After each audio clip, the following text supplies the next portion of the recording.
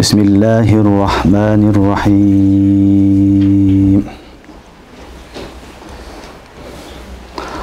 طاسين تلك آيات القرآن وكتاب مبين هدى وبشرى للمؤمنين الذين يقيمون الصلاة ويؤتون الزكاة وهم بالآخرة هم يوقنون إن الذين لا يؤمنون بالآخرة زينا لهم أعمالهم فهم يعمهون أولئك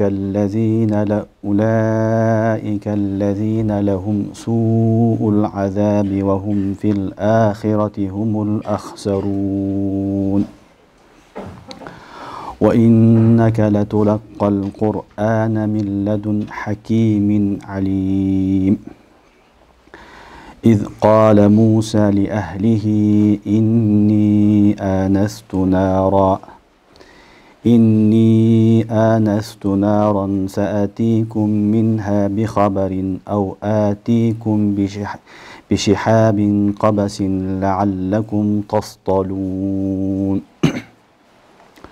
لعلكم تصطلون فلما جاءها نودي أن بورك من في النار ومن حولها وسبحان الله رب العالمين يا موسى إنه أنا الله العزيز الحكيم وألق عصاك فلما رآها تهتز كأنها جان ولا مدبرا ولم يعقب يا موسى لا تخف إني لا يخاف لدي المرسلون إلا من ظلم ثم بدل حسنا بعد سوء فإني غفور رحيم وأدخل يدك في جيبك تخرج بيضاء من غير سوء في 9 آيات إلى فرعون وقومه إنهم كانوا قوما فاسقين فلما جاءتهم آياتنا مبصرة قالوا هذا سحر مبين وجحدوا بها واستيقنتها أنفسهم ظلما وعلوا فانظر كيف كان عاقبة المفسدين آمنت بالله صدق الله العظيم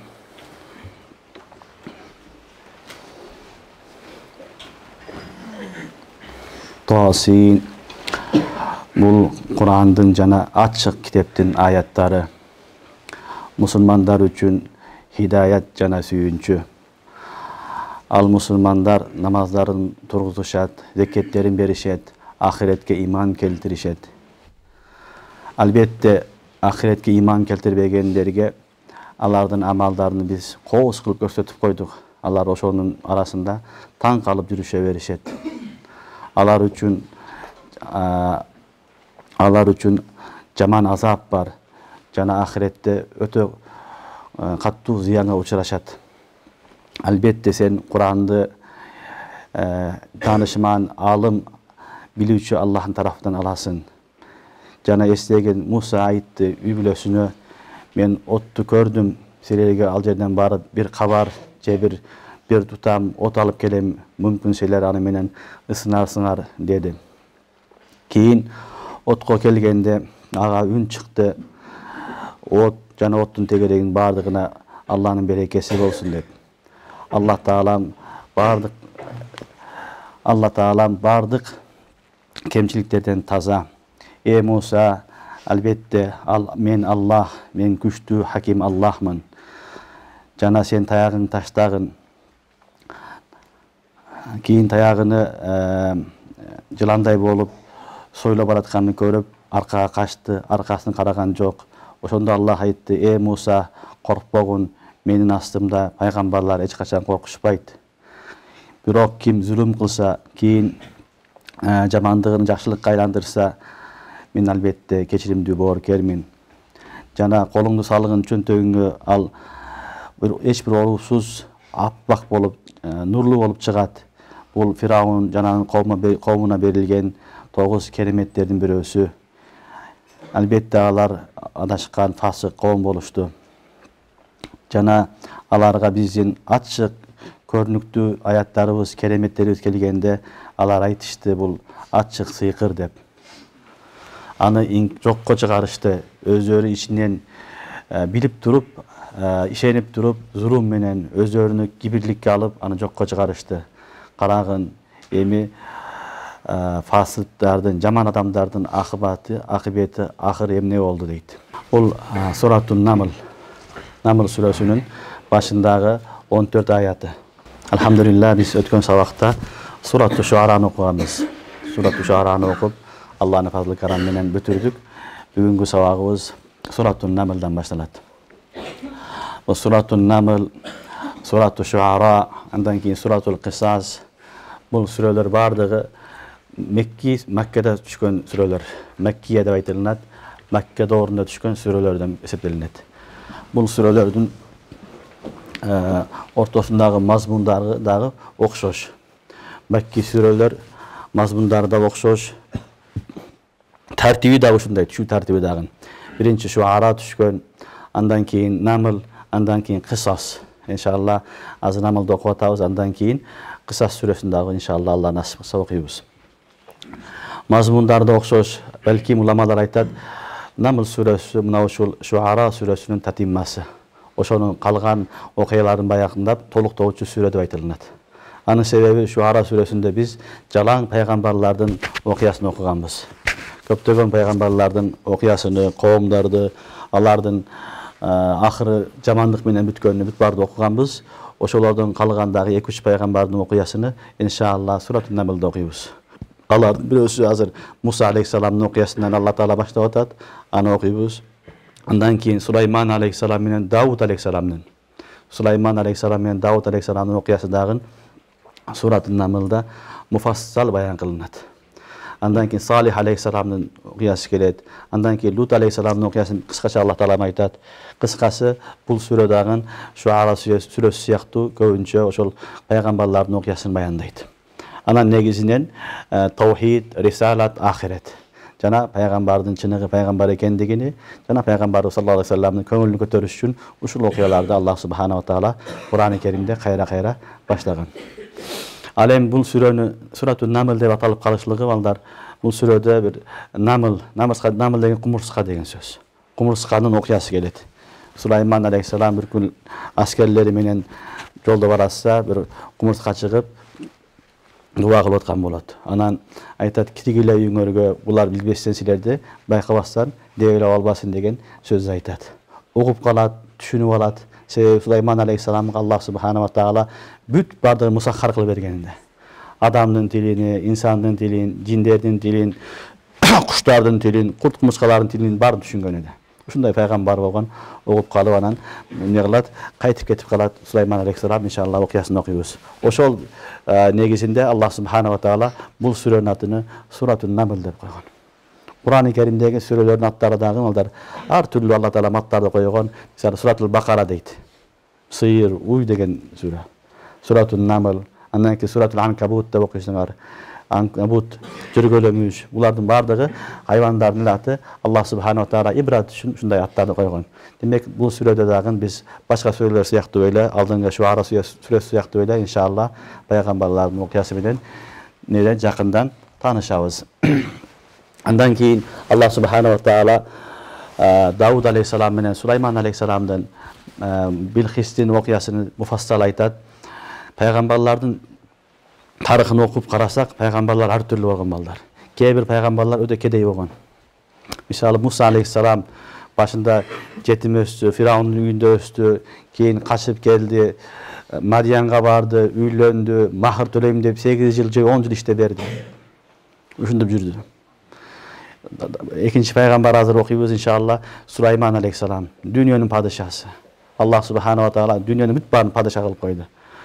Bu okuyalardan negizgi maksat adam bay bolobu, kedey bolobu, Allah'ın tanıp yaşasa, Allah'ın hükmünü yaşasa, oşol adam baktulu degen adam insan. Oşol adam baktulu. Bu dünyada baylık, kedeylik, bu mizan emes, bu tarazı emes. Biz baylık berse Allah Taala bu жақсы adam eken, Allah жақсы көрөт экен дейбиz. Kedeylik bolsa kıynap koysa Allah жаман көрөт экен деп ойлойбуз.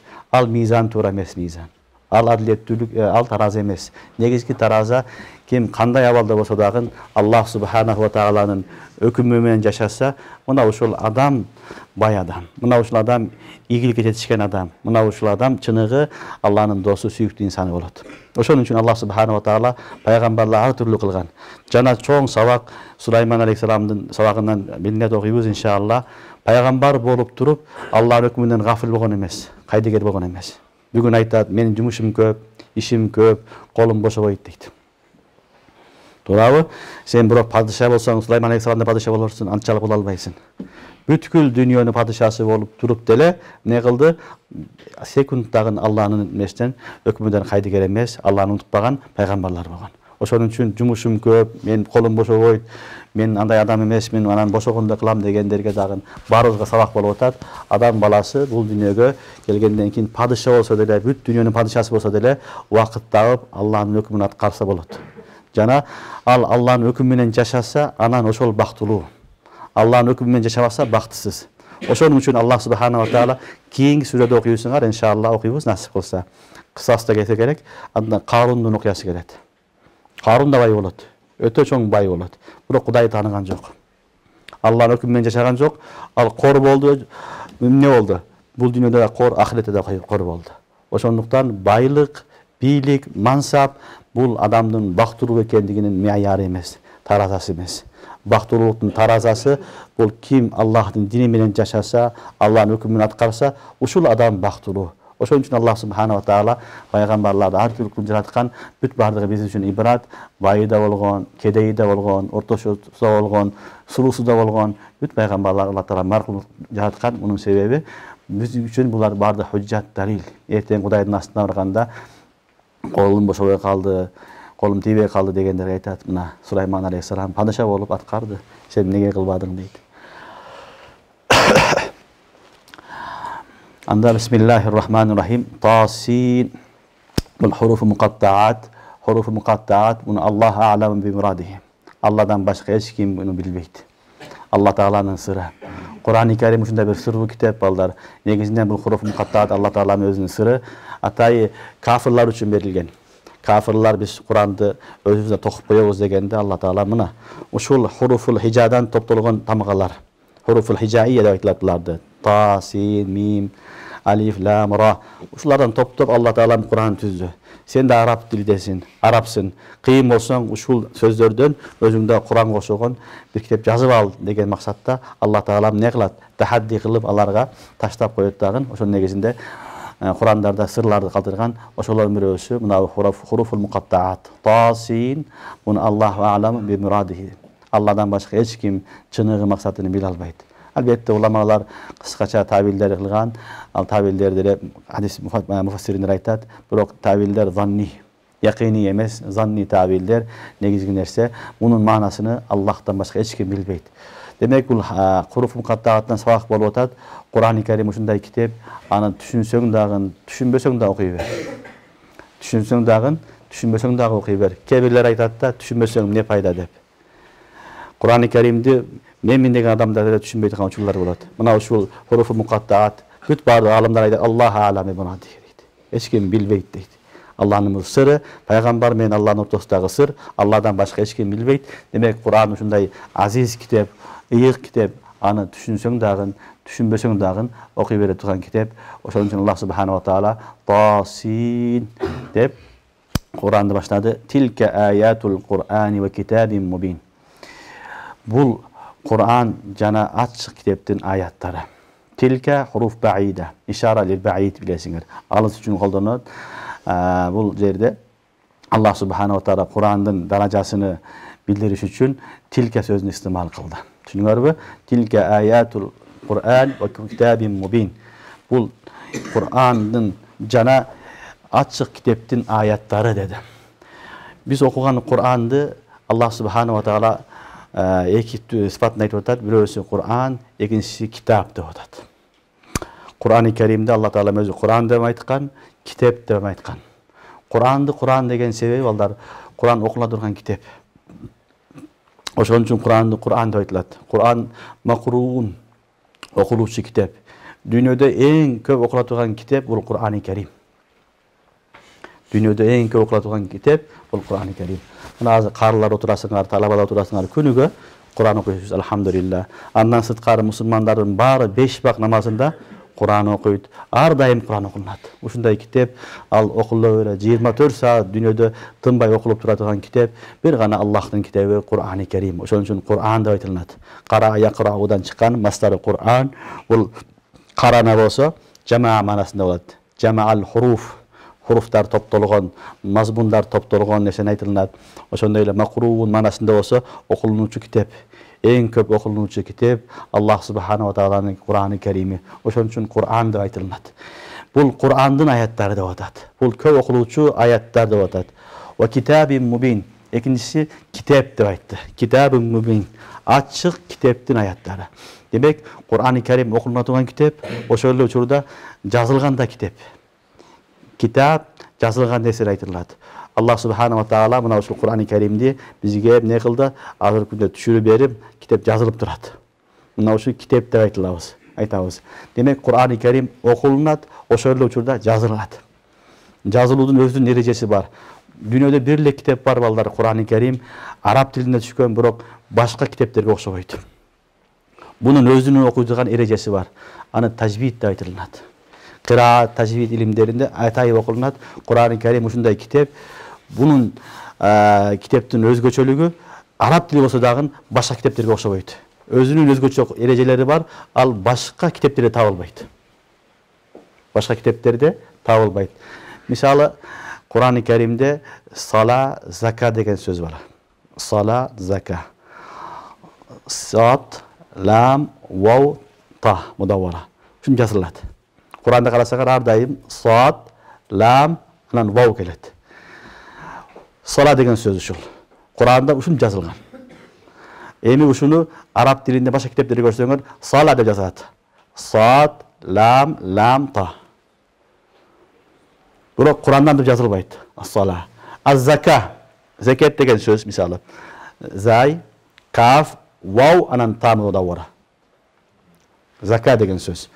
Başka kitapları görsöңөр zat, zay, kime, kaf, alif anan ta mudavvara. Biroq Kur'an'dan yazılgan emas, sebebi bu hat Usmani.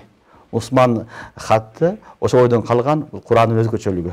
Бул жазуусун айтып атам. Андан башка эрежелери бар, токтосо болот, болбойт, дем алба, кошуп оку, кошпой оку, толтура эрежеси бар. Бул бир гана Куранын өзгөчөлүгү. Курандан башка эч бир китепте мындай эреже жок. Демек бул жөнөкөй китеп эмес. Аллахтын китеби, бунун окулушу дагы окумуш өзгөчө. Анын жазылышы дагы өзгөчө китеп. Анын жазылгандары дагы башкаларда табылбайт.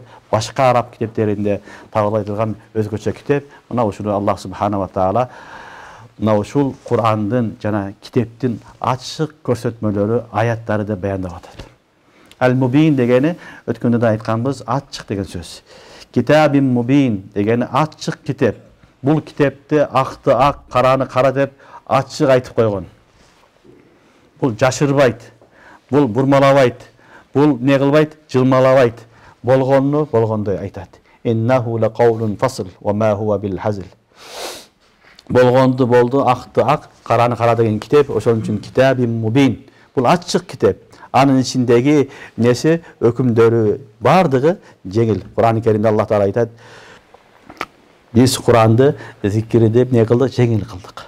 Жеңил кылдык. Kim kalasa biz anı okuganга, düşüngөнгө biz Kur'an'da жеңил кылганбыз деген аяттар бар. Демек Kur'an-ı Kerim жеңил балдар, ачык бардыгы көрүнүп турат. Mubin manası açık. İkincisi açı berүүчү деген manası da var. Abana yubinu da manası. Açı berүүчү. Bul hakikatты açı beret. Hakikatты sana көрсөтүп берет. Kur'an-ı Kerim ушундай kitap, аны канчалык tereң bilsең, tereң çukulasаң, içine girсең, sana hakikat sana açık görüne beret, açık görüne beret. Bul dagы mына ушул Kur'an-ı Kerim'nin özgöçö bir sıfatı. Mına ушул iki sıfat менен Allah Subhanahu wa Taala özünün kitabını isbatladı. Tilke ayatul Kur'an ve kitabim mubin.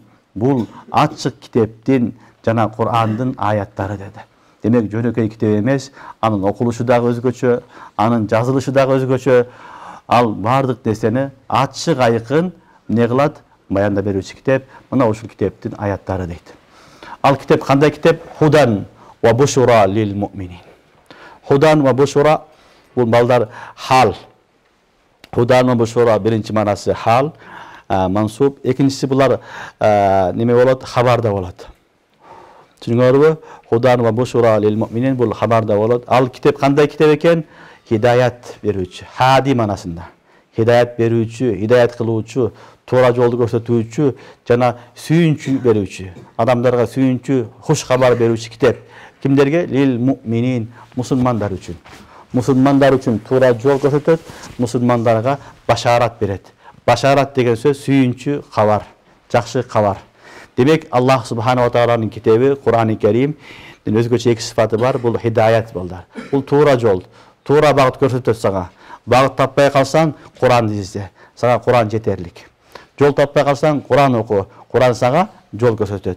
Gözün görбөй kalsa, nur tapпай kalsan Kur'an oku. Sana ne bolat gözüne? Nur bolat. Jana bu şura, başarat. Seni her daim sүйүнчүлөp turgan, seni kursan kılıp turgan kitap bu Kur'an-ı Kerim. Bolgondo dagы lil mu'minin, musulmanlar üçün. Kafirlar degen jok. Kafirlarga dele ушундай балдар, Hudan ve bushra. Bırak alarga işenbeyt. İşenbeyt, onun için Allah Teala malarda aytkan jok. Alar işengen jok. Eğer işense, alarga da hidayat. Alar üçün dagın bu bushra sүйүнчү habar. Demek bu kitap özgöçe kitap, anın sıfatlarından birisi neken? Al hidayat berүүчү.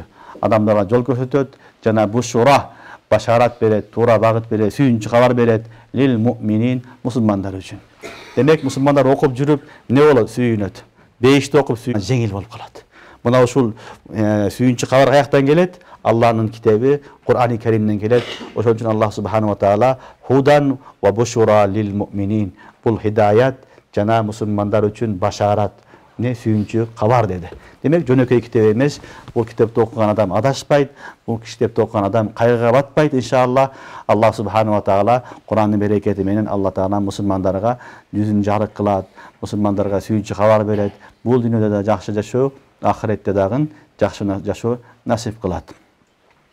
Endi musulmanlar kimdir, kanday adamlar bolot? Allah Ta'ala kийинки ayatda sifatlap atat. Allazina yuqimunas-salah ve yu'tunaz-zakah ve hum bil ahireti hum yuqinun.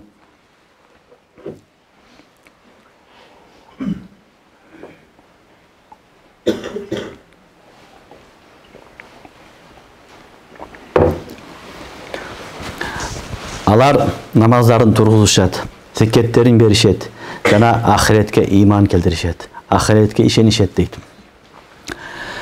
İslam dininde imandan keyingi en çoğun ibadat bul namaz. En birinci İslam'da imana çakırat. Eşhedü en la ilahe illallah ve eşhedü enne Muhammeden Resulullah degenden keyingi en çoğun ibadat bul neken? As-salah, namaz. Namaz. Oşun için Kur'an-ı Kerim'de daim Allah Teala aqimus-salah ve atuz-zakah, aqimus-salah ve atuz-zakah. Biroq Kur'anda daim iqamatus-salah degen söz kollangan. İqamat degen turguzu degen söz. İqamatus-salah namazı turguzat degen söz. Emin namaz okuyla koybayt. Namazdı sünnet, vacib, farz, mustahab, büt adepleri menen okuyt. Anan ar daim okuyt degen söz. Musulmanın belgisi, İyilikli musulmanın belgisi, Allah ar daim namazga beken bolot. Namazı, 5 vak namazı nemenen okuyt? Cemaat menen okuyt deydi. Erkek adamdı namazı cemaat menen toluk bolot. Ayal adamdı namazı üyünde okulunat. Erkekteki meşitte okulunat. Oşun için meşitte 5 vak namaz okugan adam Allah'tın dostu bolot. Kim meşitke ar daim kattasa, ağa güve beriş gerek inşallah Allah'tın dostu bol dep. Allah'tın үйüge Allah sүйген адам gana barat. Allah sүйбеген адамды алып келбейт. Sen үйüңө kimdi жактырсаң ошо келет. Жактырбасаң келбейт ал. Туурабы? Бул дагы месчит Аллахтын үйү. Бейтуллах, Аллахтын үйү. Аллах Таалага ким жакса, ошого кайра келгенге товфик берет. Демек 5 вакыт намаз окуган адам, такай 5 вакытты жамаат менен окуган адам, иншаллах, ал Аллахтын досу, Аллахтын валиси. Валиуллах, Аллахтын досторунун бирөөсү. Демек мусулмандардын биринчи сыпаты алар намазга бекем болушат. Такай намазды каза кылбастан 5 вакыт намазды жамаат менен окуйт. Намаз таштаган адам чоң күнөөкөр. Эң чоң күнөөкөр адам намаз таштаган адам. Бүгүнкү күндө адамдар айтат, мен намаз эле окубайм, калган баары жайында дейт. Урлук кылбайм, ичпейм, сойкулук кылбайм, урдабайм, мен жакшы адаммын, жүрөгүм таза дейт, намаз эле окубайм дейт. Бул сөз балдар шайтандан чыккан сөз. Шайтан салган сөз. Сен жакшы адам болсоң намаз окуйт элең. Намаз окубастан туруп жакшымын деген сөз туура эмес сөз. Мусулмандын эң биринчи милдети намаз. Кыямат күнү эң биринчи суралган амал бул намаз. Намаздан өтсө, калганы баары жеңил болот, өтөт. Намаздан жыгылса, баары жыгылат деген. Мен эчтеге күнөө кылган жокмун. Алла Таала мага кайсы амалыма мага не кылды, ушундай кыйынчылыкты берди деген шикаяттарды угуп калабыз. Bir күндө балдар, bir күндө 5 вакыт намаз, витр важип менен 6 болот. 6 фарз эгиле. 6 фарз, 6 жолу чоң күнөө кылып атат. Bir күндө эле. Анан ал кандай Аллахтын досу болот? Кандай таза адам болот? Bir жылда эсептегиле эми. Өмүр бою окуган жок, өмүр бою күнөө кылып атат. Анан ойлойт, мен күнөө кылган жокмун деп. Бул намаз фарз. Фарз таштаган адам чоң күнөөкөр, чоң күнөөкөр. Ошон үчүн мусулмандардын ийгиликтүү, жакшы мусулмандардын биринчи сыпаты аллазина юқимунас-салах. Алар намаздарын тургузушат, намаздарын өз убагында, адеби менен, сүннөтү менен, важиптары менен толук аткарышат. Ва ю'туназ-зака. Жана зекеттерин беришет. Зекет bir жылда bir берилетиган фарз амал. Күнүнө бер дебейт, ай сайын бер дебейт, bir жылда bir, баарын бер дебейт, жарымын да дебейт. Болгону 40тан бири. 2,5%. Тапкан жалпы суммаңдын байлыгынын 2,5%-ны бересин, bir жылда bir, мына ушул ибадат. Бул ибадатул малия деп айтылат. Зекет малдын ибадаты. Намаз дененин ибадаты. Дененин ибадаттарынын ичиндеги эң афзели ас-сала, намаз. Мал, мүлктүн ичиндеги эң афзел ибадат некен? Зекет. Алла Таалам эң биринчи экөөнү фарз кылган, экөөнү айтып атат. Демек байлыгың жеткен болсо, нисапка, анда сен не кыласың? Bir жылда bir тапкан байлыгыңдын 2,5%-ны бересиң. 2,5% дегени, эгерде сенин бүгүнкү күндө 100 000 акча болсо, мисалы, ошонун 2,5 бересиң. 2,5 bir жылда бересиң. Шарият ушунча жеңилдик кылган, мейли бөлүп берсең да болот дейт. 2,5 мындан чыгаргың келбесе, бөлүп бер, 500-ден 500-ден кылып берип, кантип болсо берип кутул болду. Мына ушул зекет. Аллазина юқимунас-салаа ва ю'туназ-зака ва хум бил-ахирати хум юқинун. Ахырда Алла Таала айтат, мына ушулар ахиретке иман келтиришет. Мына ушулар ахиретке ишенишет деди. Демек, Алла Таала эки чоң ибадатты айтты. Бирөөсү ибадатты малия, экинчиси ибадатты баданија. Малың болсун, өзүң жаның болсун, бүт бардыгыны Аллага тапшырып, Алланын жашоосу менен жашасаң, ахиретке ишенсең, мына ушулар үчүн бул китеп хидаят ва бушура сүйүнчү кабар деди.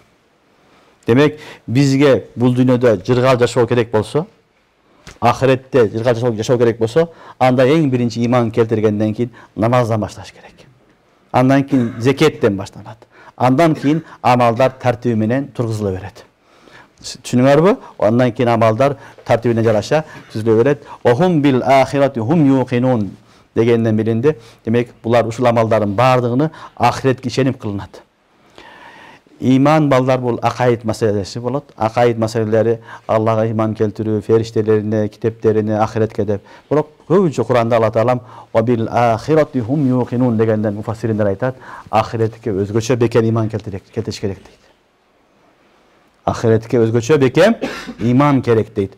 Өзгөчө бекем иман болсо, ошо иманы бар адам ахиретке даярдык кылат. Бул дүйнөдө бактылуумун, мына амалдарды аткарайын, Алланын амал берген өкүмдөрүнү, анан ахиретте бул дүйнөдө жыргал жашоо меники болот деп бекем ишениш менен амал кылат дейт. Мына ушуну Аллах субханаху ва таала Allazina yuqimunas-sala, жакшы ийгиликтүү мусулмандар, алар намаздарын тургузушат, зекеттерин беришет, жана алар ахиретке иман келтиришет, ишенишет деп баяндады. Демек, ахиретке ишениш дагы зарыл, ошондой эле намаз окуу дагы зарыл, байлыгын жетсе, зекет берүү дагы өтө зарыл маселе. Андан кийинки аятта Аллах субханаху таала иман келтирбегендердин абалын баяндап атат. Иман келтирбегендердин ахвалы кандай болот? Кийинки аятта Аллах таала айтып атат: "Инналлазина ла ю'минуна бил ахира." Албетте ахиретке иман келтирбегендер зайянна лахум а'малахум. Алардын кылган амалдарыны кооз кылып койдук. Фахум я'махун. Алар ошол амалдарында таң калып, хайран калып, ойлонуп жүрүшө берет дейт. Инналлазина ла ю'минуна бил ахира. Бул кафирлар айтып атат, ахиретке иман келтирбегендердин зайянна лахум а'малахум. Алардын кылган амалдарыны кооз кылып, музайян кылып койдук дейт. Бул дүйнөдө Аллах субханаху таала адамдарды жаратып, ар кимге ар түрлүү бир неме берген. Өнөр берген, ар түрлүү бирдекеге кызыктыруу берген. Кызыктырган ар ким ошол иши менен алек. Ошо менен өзү курсан жүрө берет. Өзгөчө кафирларга Алла таалам бул дүйнөнү музайян кылып берген. Зуйина линнас хуббу шахавату минан ниса вал банин вал qanatir al muqantara wal fidda ila al-akhir aya. Демек, Алла таалам ким кайсы амалды көп кылса, ошол амалды ага чырайлуу кылып кое берет. Ошол амал менен мас болуп жүрө берет. Ошол амал менен жүрүп өлүп кетет. Кафирлар иман келтирбейт. Иман келтирбейт, кылган амалына курсан жүрө берет, курсагы ток, кийими бүтүн, иши бар, бүт барын бар дейт, не келгенин билбейт, не кеткенин билбейт. Зайянна лахум а'малахум. Алардын кылган амалдарыны не кылдык дейт Алла таалам? Музайян кылып койдук, кооз кылып койдук. Ошол хаятыга жашоосуна разы, ошого шүгүр деп жашай берет. Бирок неге келген максатын билбейт. Алла ушундан сактасын. Алла таалам ушундан сактасын. Кээ бир адамдар болот, балдар оюнду максат кылып алган болот. Ал футболист болом дейт, 24 саат максаты футбол. Ошол футболду топту кууп жүрүп өтүп кетет. Биз да ойнойбуз мусулмандар, бирок биз ден соолук үчүн гана 1 саат ойнойбуз. Кан жүргүрсүн, жакшы болсун деген максат. Эгерде биз деле максат кылып алсак, биз деле адашкан болобуз. Зайянна лахум мa'алахум. Футболду Алла таалам бизге дагы музайян кылып койгон болот. Кээ бир адам болот, эртеден кечке чейин интернет карайт. Алла таалам интернетти музайян кылып койгон. Интернеттен баш чыкпайт. Фейсбуктан баш чыкпайт. Алла сактасын. Кээ бир адамдар болот, кино көрөт. Сериалдарды көрөт. Эртеден кечке ошол менен алек болот. Алла таалам музайян кылып койгон.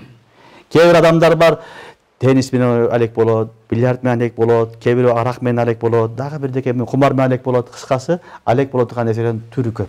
Ошолордун баарын Алла таала музайян кылган. Ошол амал менен жүрүп, не болот? Акыры бир өлүп калат. Кайдыгердикте не болот? Гафлетте өлүп калат. Алла сактасын. Алла таала айтат: "Инналлазина ла ю'минуна бил ахира." Албетте ахиретке иман келтирбегендерге зайянна лахум а'малахум. Алардын кылган амалдарыны музайян кылып, кооз кылып, чырайлуу кылып койгонбуз. Фахум я'махун. Я'махун деген алар баягындай таң калып, ошо менен арек болуп, хайран деп коет. Аягыдай баш айланып, ошо менен жүрө берет. Ахиретке дүйнөгө эмне келгенин да билбейт, эмне кеткенин да билбейт. Ошондо барып өлүп калат. Yani ulaika kal an'am bal hum adall. Aleyhisü billah. Maldan hiçbir ayırması yok. Maldır ошондой. Ne gelgenini bilbeyt, nege bagып atkany bilbeyt. Eger bagып soyup жешиңди билсе качып кетет ал. Туурабы? Soyup жешиңди билсе качып кетет. Ал бечара билбейт, ошону жүрө берет. Мени кожоюн жакшы көрөт экен, багып атат дейт. Бирок кожоюн аны максат менен багып атат. Багып барып союп жейт. Мусулман деле бул дүйнөдө ушундай. Алла таалам максат менен жөнөткөн, бирок максатты билбесең, ошол болбогон мусур менен, болбогон нерсе менен Алла таала алек кылып коет, ошо менен жүрүп өтүп кетесиң. Алла таалам баарыбызды сактасын.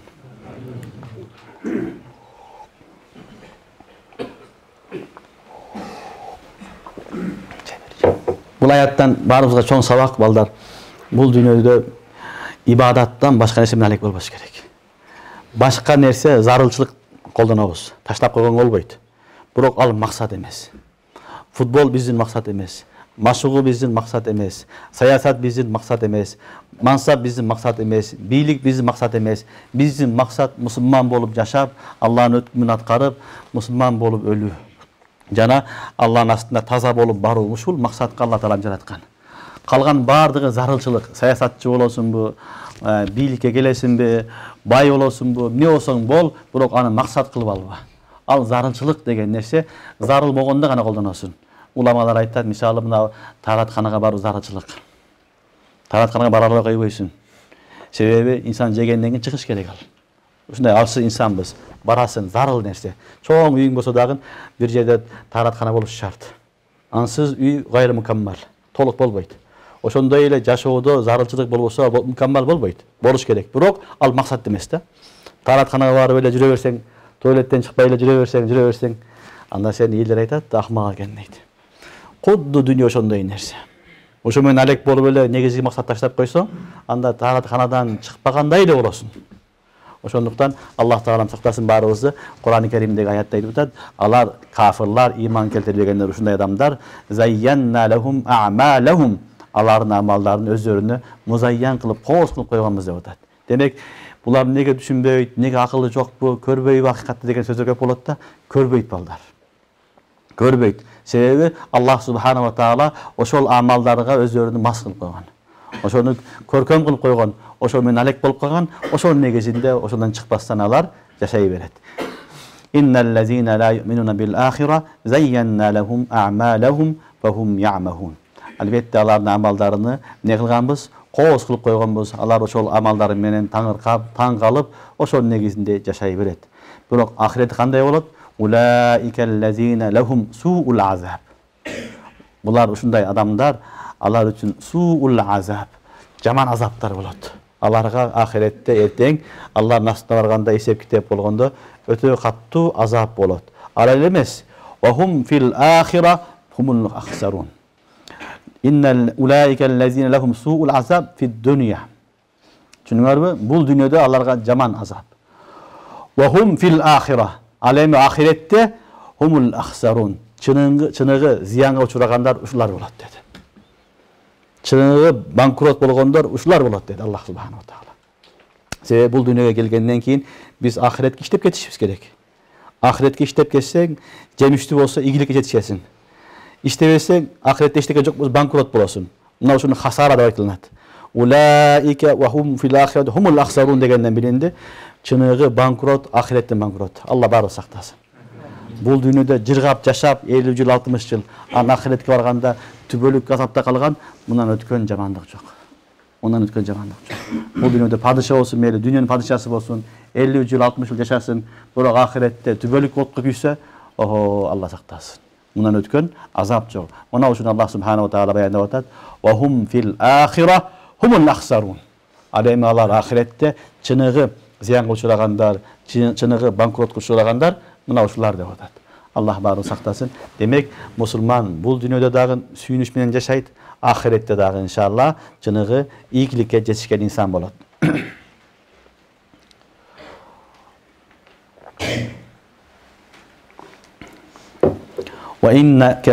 وإنك لتلقى القرآن من لدن حكيم عليم.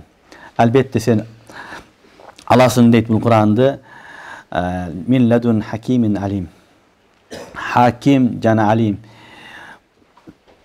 Bilip turuucu jana danışman Allah'ın taraftan alasın deyip atat. Emi Allah Subhanahu wa Taala peygamberimize hitap kılıp atat. Başında Kur'an'da aytdı. Bu jönököy kitep emes, keremettүү kitep. Oşol keremettүү kitepti sana Allah Subhanahu wa Taala özü beret dedi. Başka ayette aytdı. Nazala bihi ruhul amin ala kalbik litekuna minel munzirin. Kecheki ötken sabaklarda okuduk. Demek Kur'an-ı Kerim'ge Allah Subhanahu wa Taala özünün tarafından özü rahim kılıp Peygamberimiz sallallahu aleyhi ve sellem'e bergen kitap.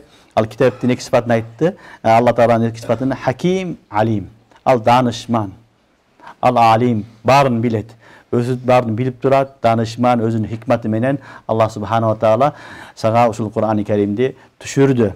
Dep durup bundan keyingi ayatlardan Musa Aleyhisselam'ın kıssasını Allah Taala'nın başladı. Özünün alim, hakim eken sıfatıga misal katarı Musa Aleyhisselam'ın okuyasını aytı odat. İz qala Musa li ahlihi inni anastu naran.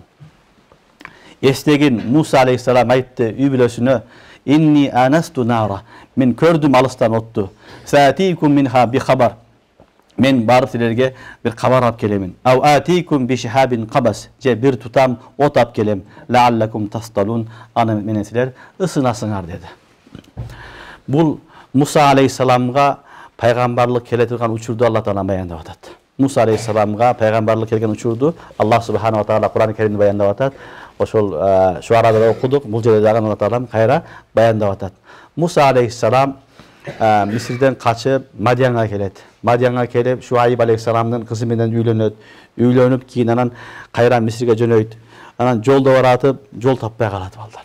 Jol alыс, tala, çöl. Hiçbir belgi yok. Katуу suuk, boroşon, jamır jağıp atkan, kap-karаңgı. Eçtege көрүнбөйт. Anan tiyip karasa alıstan ot görünöt. Ot görüngönde Musa aleyhisselam aytat, üşüp kaldı, jol tapпай kaldık, men barayın. Uşul жерге барып силерге bir kabar taap keleyин. Kabar taap keleyин de olsam ne kılayın? Bir ot alıp keleyin dep Musa aleyhisselam andan jönöйт. Kabar taap keleyin degeni sebebi ot bolsa ot jakkan adam bolat da. Ot özünü özü kuyбойт. Ot jakkan adam bolat. Oşol ot jakkan adamdan barıp joldu surap kelemin. Kayakka biz baratабыз, kayakka barsa bolat dep jol surayмын. Eger ursat berse biraz otdan alıp gelip ot jagı biz dagı jılınabыз, ısınabız degen maksatda Musa aleyhisselam bayag ottu görüp otqa karap jönöйт. Muna uşul жерден başlap Musa aleyhisselamga Allah subhanahu wa taala vahiyini düşürüp atkan uçurlar bolat. Musa aleyhisselamga vahiyinin başlalatkan uçurlar muna uşul Allah taala ayttat. İz qala Musa li ahlihi. Estegen Musa aleyhisselam aytdı li ahlihi übülösüge dep atat. Bu yerde özünün ayarlı bolgan balдар. Özü jana ayarlı. Biroq Musa aleyhisselam'ı qarasaňar bayağıda adep söz koldandı. Li ahlihi übülösüne dep atat Allah taala. Übülösüne dep atat. Demek ayalım li imratihi desem bolat. Li zawjatihi dese de bolat. Anday degen jok.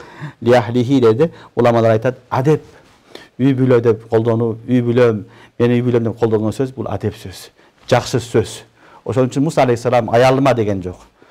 Men übülösüne aytdı, übülösüne aytdı, menin übülöm şilerige men alıp kelemin inni anastu naran. Anastu degen ra'aytu degen söz. Ra'aytu min ba'id.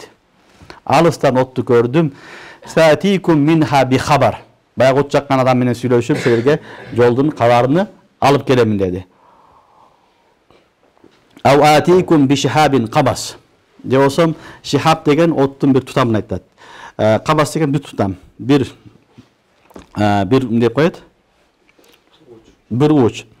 Bir tutam je bir uç otap kelem la'allakum tastalun. Tastalun degen söz ısınat degen söz, ısınu degen, jılınуу degen söz. Anan Musa aleyhisselam oşol otqa karap jönöйт. Jönögöndem ne oldu? Allah Taala keyingi ayatda bayandap atat. Falamma ja'aha nudiya an burika man fin nar wa man hawlaha. Subhanallah. Falamma ja'aha Musa aleyhisselam bayag otqa kelgende ün çıktı. Nudiya bir çakırık ün geldi. An burika man fin nar. Ot jana ottun tegeregindegilerin bardığına bereket bolsun degen ün çıktı. Allah'ın bereketi olsun otqa, ottun aylanasına degen ün çıktı. An burika man fin nar wa man hawlaha. Düşünüңөрбү? Otqa, ottun tegereginde aylanasının bardığına ne olsun? Allah'ın berekesi bolsun degen ün çıktı. Musa aleyhisselam bargan betten ot alam dep, biroq Allah subhanahu wa taala ne kıldı? Al jerde özünün vahiyini başladı. Falamma jaa nudiya an burika man fin nar wa man hawlaha.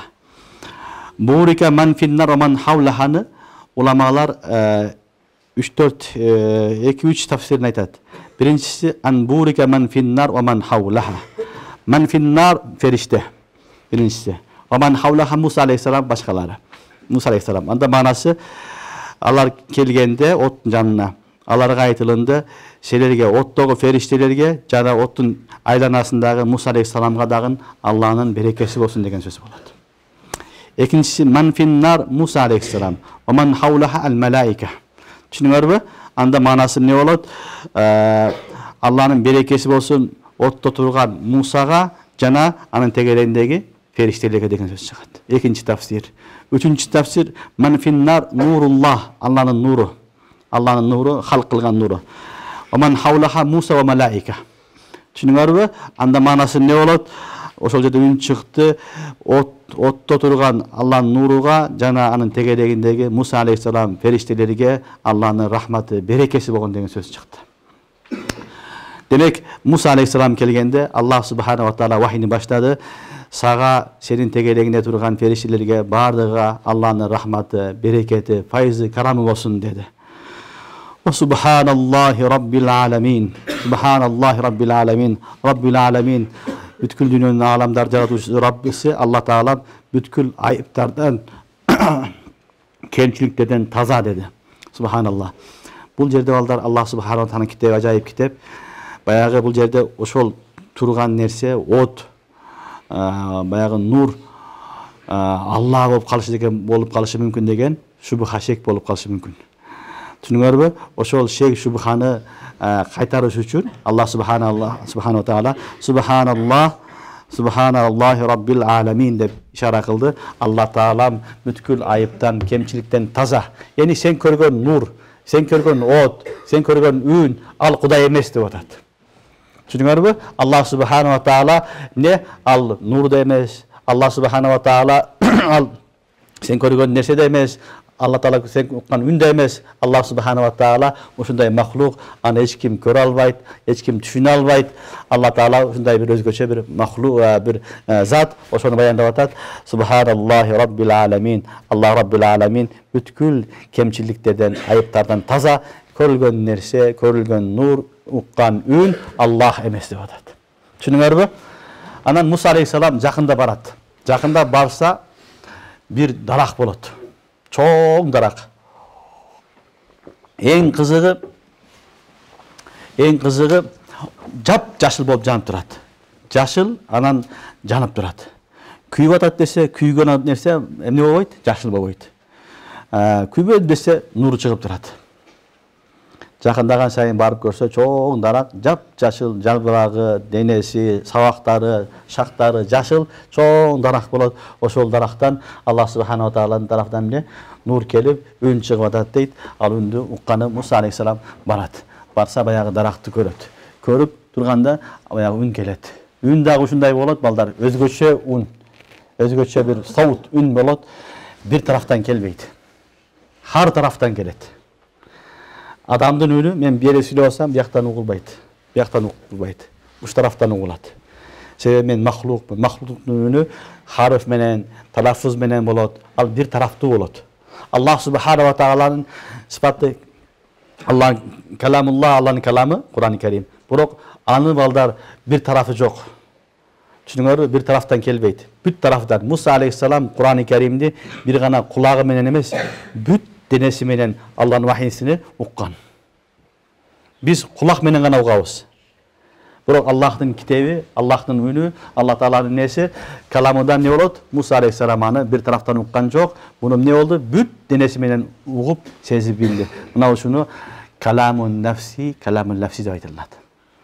Каламун нафси бул Кур'ан-ы Каримдеги лафз мына. Мен айтып аткан, окуп аткан лафз болсо, нафси калам бар. Бир лафзи калам бар. Лафзи калам менен нафзи каламдын айырмасы бар. Лафзи каламды окуганда бир тарафтан болот, махлук окуп атат. Бирок Аллахтын өзүнүн сыпаты, ал каламы анда мен тарафта болбойт, башкада болбойт, ол нафси калам болот. Аны инсан бир тарафты окубайт, ал харфка, үнгө, башка нерсеге муктаж эмес. Түшүнүңөрбү? Анан Муса алейхиссалам баргандан кийин Аллах субханаху ва таала дуасыны берди, берекеттүү болду. Бул оттун тегерегиндеги махлуктар деп туруп өзүнүн дагы айтты, мен бүткүл айыптардан, кемчиликтерден тазамын деп туруп Аллах таала хисапты баштады. Я Муса иннаху аналлахул азизул хаким. Бул биринчи хитап эми Аллахдан. Аллах таала өзүн таныштырып атат. Эй Муса, албетте мен Аллахмын. Аллахмын, ал-азизул хаким. Ben kudrettүү, күчтүү, хаким, хикматтуу, данышман Аллахмын.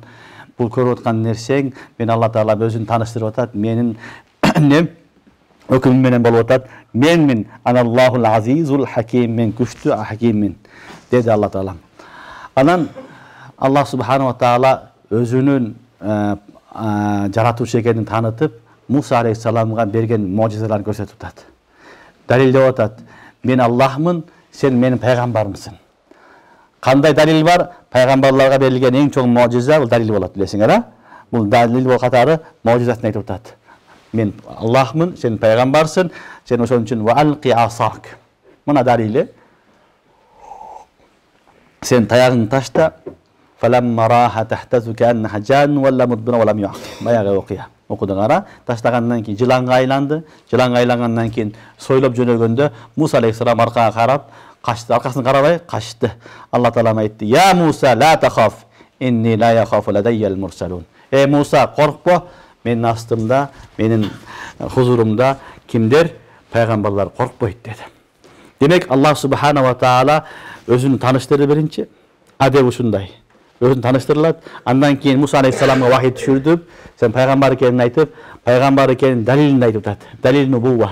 Payg'ambarlikning dalili bu mo'jiza. Birinchi mo'jiza oyog'i tayog'i bo'ldi. Tayoq tashlaganda ham ne bo'ldi? Jilanga aylandi. Jan degan kichkina jilan. So'ymab jo'nadi. Qur'oni Karimda bilasizlar, Qur'onda ne 3 turni aytadi. Kannaha jan, tag'mi, fa iza hiya su'banun mubin, fa iza hiya hayyatun tas'a. Demek Allah Taala 3 turni aytadi. Jilandan turlari bular. Bardigi bir jilanda tavladi. Bu mo'jiza bo'lgan bo'ladi. Cho'ng bo'lgan, biroq harakati ayavay tez bo'lgan. Ana ko'rgandan keyin Musa alayhisalom qo'rqdi. Demek ulamalar aytadi, payg'ambarlardan qo'rqot. Payg'ambarlardan inson, adam balası. Adamdan jaralgan al. Atası da var, apası da var, insanın balası. İnsanın tabiatında var, nesalarda da var. Tabiatta adam korkut. Yılan çakıp alırsın, tişte olasın, korkuyorsun. Bu peygamberlerine karşı gelmeydi. Çünkü bu peygamber olsa deli al, robot olup kalmaydı, temir olup kalmaydı. Al, şunday bir mahluk болады, insan öyle болады. Bırak insanların içinde özgöçe insan болады. İnsanların içinde özgöçe insan болады. Al, korkunu korkup kalat, kede uğurup kalat. Kede ne olup kalat? Kapı olup kalat, kede suyunöt. Başka insanda kelgen ahvaldın bardığı peygamberlerine de geledi. Peygamber sallallahu aleyhi ve sellem doğrugan. Peygamberimizden tişi mübarek tişi ne oldu? Hutta şehit bulgan. Peygamber sallallahu aleyhi ve sellem dağın dünyadan ketti. Kapı oldu kede suyundu. Demek insanın ahvalı, insan adam balasıga ne geçse barı geledi. Peygamberine kursağa çıkan, peygamber kelip çıkan kursağa maçtı jegenge barı dep. Peygamberler uşunday bolgan. Oşon üçün peygamberler bizge oşogunda insan bolot. Ya kulan ta'am. Kur'an'da gelet kan. Maryam aleyhisselam menen annesi, balası İsa aleyhisselam ekö tamak jeydi. Demek peygamber de tamak jeydi. Tamak peygamber de nikah kılat, peygamber de adamlar men yaşayt. Biroq özgöçe insan bolat. En-nebiyyu basharun leysa ke basharin. Vel yaqutu hajarun leysa ke hajarin. Demek Musa aleyhisselam'a Allah Teala birinci mucizasını aytdı. Taşta bayağı tayağını taşta dedi. Taştaganda al jılan aylandı. Arkasına karab jönөгөндө, kaçıp jönөгөндө Allah Teala ya Musa la takhaf inni la yakhafu laydayal mursalun dedi. İlla men zalama thumma baddala husnan ba'da su'. İlla bul istisna munqati'. İstisna munqati' aldığınız sözüge hiçbir tesisi yok. Biroq kim zulüm kılsa summa baddala husnan ba'da su'in keyin jamandyk iş kılgandan keyin jakşı amal kılgan bolsa fa inni gafurur rahim albatta men kechirimdүүmün boorkerim dedi Allah subhanahu wa taala. Bu жерде Allah Taala kişine kadar işaret kıldı Musa aleyhisselam'a.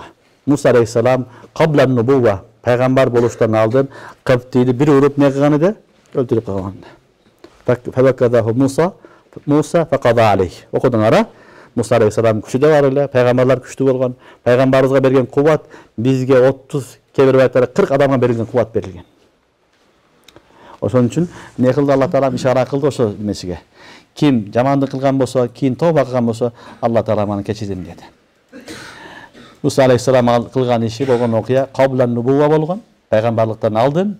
Ошол учурда тооба кылды, тооба кылгандан кийин ал нерсе жок эсе болот. Болгондо дагы кабла нубува. Баъда нубува пайгамбарлар маъсум. Кабла нубува да баъда нубува дагы. Бирок өзгөчө баъда нубува. Минас сагаир вал кабаир. Кичине күнөөдөн дагы, чоң күнөөдөн дагы алар маъсум болот. Алла Таала аларды сактап койгон инсан алардан ката күнөө болушу мүмкүн эмес.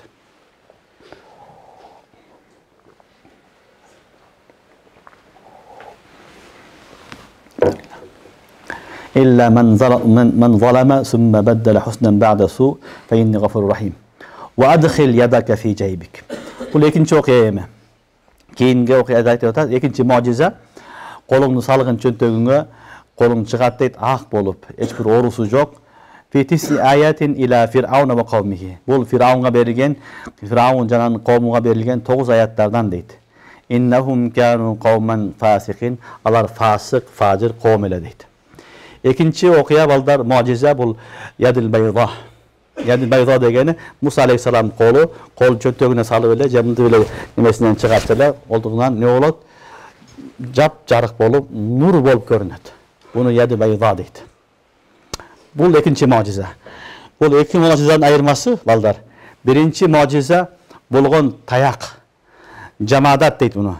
Таяк жамадат нерсени, жамит нерсени, өлүк нерсени жаныбарга айлантырып койду. Таяк не болду? Жыланга айланды.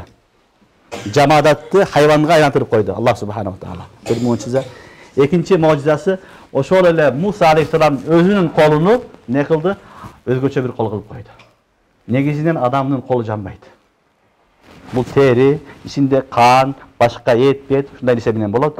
Бул жана турган мындай немеси болбойт. Муса алейхиссалам колу жалганда айдын нурундай, кээ бир аяттарда күнүн нурундай жарат эле дейт. Мин гайры суу дегени оору себептүү эмес. Кээ бир учурда адамдын колу баягыдай агала тез ооруп кетип агарып кетет. Андай эмес. Бул можиза болуп, чырактай болуп, айдын нурундай болуп, не болду? Муса алейхиссаламдын колу жанды. Бул можизанын экинчи түрү, бул өзүнүн колуну өзгөчө кылып койду. Алла Таала айтты: "Сен пайгамбарсың, мен сенин Раббиңмин. Мен баардык нерсеге күчтөрөтүм жетет. Менин алдымдан коркпогун. Кааласам мына жыгачты жылан кылам, кааласам мына колуңду нурлуу, берекелүү кылып коем" деди. Түшүндүңөрбү? وَأَدْخِلْ يَدَكَ فِي جَيْبِكَ تَخْرُجْ بَيْضَاءَ مِنْ غَيْرِ سُوءٍ فِي تِسْعِ آيَاتٍ إِلَى فِرْعَوْنَ وَقَوْمِهِ. Бул Фираунга берилген, коомуна берилген, можизалар берилген 9 ошолордун бирөөсү деп атат Алла Таала. Ошолордон деп атат. Фираунга Алла Таала Муса алейхиссалам аркылуу көптөгөн можизаларын көрсөткөн. Бирөөсү мына ушул Аса Муса, экинчиси Яди Байда, үчүнчүсү Фалкул Бахар, деңизди урганда бөлүнүп калгандыгы. Куранда окуйсуңар иншалла, Суратул Кисаста келет, Али Имранда келет, 9 можизанын түрлөрү келген. Ошолордун баарын көргөндө дагы булар иман келтирген эмес. Мына ушуну Алла Таала айтат: "Фи тис'i аятин ила фир'ауна ва кавмихи иннахум кану кавман фасикин." Алар фасык, фажир, четтен чыккан эл болчу дейт. "Фаламма жаатхум аятуна мубсира." Эми Алла Таала айтты: аларга биздин аяттарыбыз, кереметтерибиз ачык көрүнгөндөн кийин дагы qalу хаза сихрун мубин. Көрүп туруп деле бул сыйкырчы деди. Бул ачык сыйкырчы деди. Эми бул керемет эмес, можиза эмес, бул сыйкыр деп айтты. Фаламма жаатхум аятуна мубсира. Аларга көзүнө көрсөтүп, өзүбүздүн аяттарыбызды, кереметтерди көрсөткөндө qalу хаза сихрун мубин. Бул ачык эмне деди? Сыйкыр деди. Важахаду биха. Аны жокко чыгарышты. Аны таанып жиберишти. Бирок вастай канатха анфусухум. Көрдүңөрбү? Вастай канатха анфусухум. Алардын жүрөктөрү көлүп көтүп турат, бул чын экен дейт. Чыныгы пайгамбар, бул болуп аткан можиза экендигини жүрөгү ишенип турса дагы тили менен аны эмне кылышты? Жалганга чыгарышты. Важахаду биха вастай канатха анфусухум зулма ва улуба. Важахаду биха зулма ва улуба. Түшүнүңөрбү? Ибара ушундай. Алар зулум кылып, алар кибир кылып, душмандык кылып, бул пайгамбардын аяттарыны, кереметтерини, можизаларын четке какты, бирок вастай канатха анфусухум, алардын жүрөктөрү көбөлүп кетип турат эле. Бул жөнөкөй инсан эмес, сыйкырчы эмес, бул дини хак, бул Аллахтын тарафынан болгон нерсе деп жүрөктөр ага ишенип турат эле дейт. Фанзур кайфа кана акибатул муфсидин. Кара дейт. Муфсидтердин, бузуклардын акыбети кандай болду дейт. Акыбети не болду? Акыры сууга чөгүп, өзү дагы, аскерлери дагы бүт бардыгы жок болду. Бүгүн Фираун десе, Алла Таала эмне кылды? Кыяматка чейин калтырып койду. Кыяматка чейин не болду? Ана раббукумул а'ла дегенди калтырып койду. Мен кудайыңармын деди. Алла Таала кудай ким экенин көрсөтүп, аны катырып койду. Ошо бойдон кыяматка чейин турат. Демек, бул аяттардан билинди, пайгамбарларга каршы чыккан адам оңбойт. Ошондой эле пайгамбарлардын мероскорлорго каршы чыккан адам дагы оңбойт. Аллахтын динине каршы чыккан адам жакшылыкка барбайт. Же душман болот, же дос болот. дос болса жакшы, душмандык кылган болсо, анын акыбети жакшылыкка барбайт. Себеби Алла Таала мүмкүнчүлүк берет. Ахыры мүмкүнчүлүктү туура түшүнбөсө, кабыл кылбаса, ахырда Алла Таала ушундай кордук менен жок кылат. Бул дүйнөдө да кордук болот, ахиретте дагы кордук болот. Алла Таала баары сактасын. Иншалла кийинки сабакта эми Давуд алейхиссалам менен Сулайман алейхиссаламдын окуялары башталат. Алар узунураак кийинки сабакта окуйбуз эми. Субханакаллахумма бихамдика ашхаду ан ла илаха илля анта астагфирука. Амин. Аллахумма тaqabbal minna. Innaka antas samiul alim wa tub alayna ya maulana innaka antat tawwabur rahim. ربنا آتنا في الدنيا حسنة وفي الآخرة حسنة وقنا عذاب النار يا رب العالمين. يا الله سورة النمل başladık. Allah Teala özün cengini kılgan, özün kabul kılgan ya Rabbil alamin. Ya Allah özün düşündürgün ya Rabbil alamin. Özün düşündürgün ya Rabbil alamin. Ya Allah to'g'ri o'qishga tavfiq bergin ya Rabbil alamin. To'g'ri tushunib bergin ya Rabbil alamin. Ya Rabbil alamin. Ramazon oyi yaqinlab qoldi. Barimizni eson omon, afiyat bilan Ramazonga yetkazgin ya Rabbil alamin. Ramazonni to'liq qilmaganga Allah tavfiq bergin ya Rabbil. Ramazonda beradigan berekangni barini bergin ya Rabbil alamin. Bizni mahrum qilmagin ya Rabbil alamin. Ötkönlerin bari rahmatın algın ya Rabbi. Kalganlarımızı köptügen Ramazan ayına yetiştikçe Allah tevfik bergin ya Rabbi. Talabalarımızı Allah Teala faydalı ürün bergin ya Rabbi. Faydalı ürün bergin ya Rabbi. Kur'an'ın mahiri kılgın ya Rabbi. Mufassiril Kur'an kılgın ya Rabbi. Hadisi mahiri kılgın ya Rabbi. Muhaddis kılgın ya Rabbi. Barını fukaha kılgın ya Rabbi. Fukaha kılgın ya Rabbi. İliminde, dilinde tereyin düşündürgün ya Rabbi. Tereyin düşündürgün ya Rabbi. Ya Allah bizi adaştır bakın ya Allah. Özün bizi adaştır bakın ya Rabbi. Bul dünyanın жақсылығын bergin. Ahiretin жақсылығын bergin. Peygamber sallallahu aleyhi ve sellem ne жақсылық dilegen bolsa bарын bergin ya Rabbi. Ya Allah bari saqtagın sallallahu aleyhi ve sellem ve ala alihi ve sahbihi. Elhamdülillah rabbil alamin.